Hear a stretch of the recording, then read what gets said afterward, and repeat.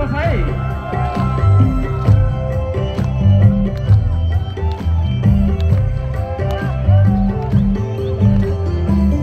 खेतबारी बाँझो राखी आकाशतिर हेर्दा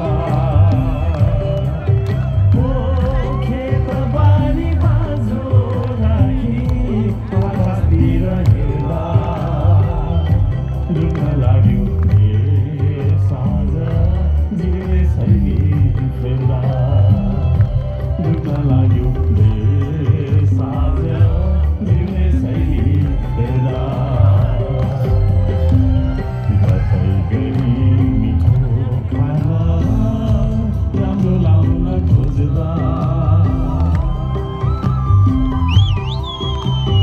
तपाईँको घरमा मिठो खाना राम्रो लाउन खोज्दा होस् गर नेपाली हो देशै घुम्ने दिन आइसक्यो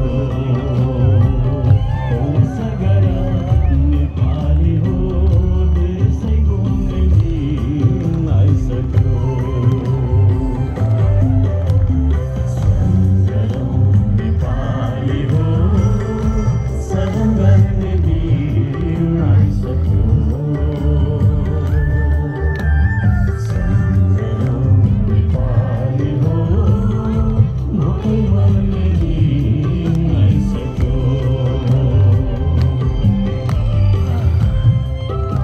सबैले हात उठाइदिनु एकचोटि।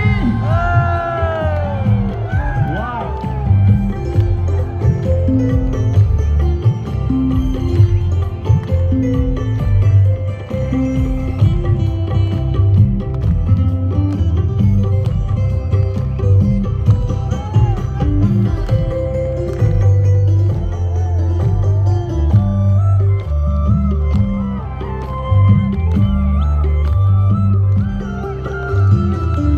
यो पार्टी र त्यो पार्टी भन्दै कति लड्नु यो पार्टी र त्यो पार्टी भन्दै कति लड्नु यो जाति र त्यो जाति भन्दै कति लड्नु यो जाति र त्यो जाति भन्दै कति लड्नु देश हामी सबैको हो मिलेर बनाऊ हात माथि हो।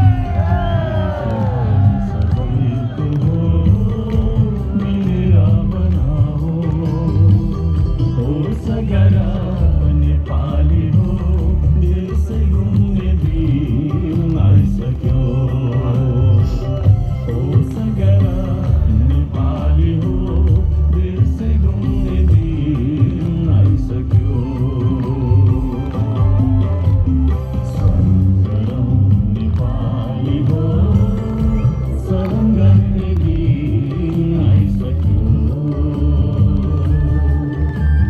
सम्झरौँ नेपाली हो भोकै मर्ने दिन आइसक्यो भोकै मर्ने दिन आइसक्यो भोकै मर्ने दिन आइसक्यो भोकै मर्ने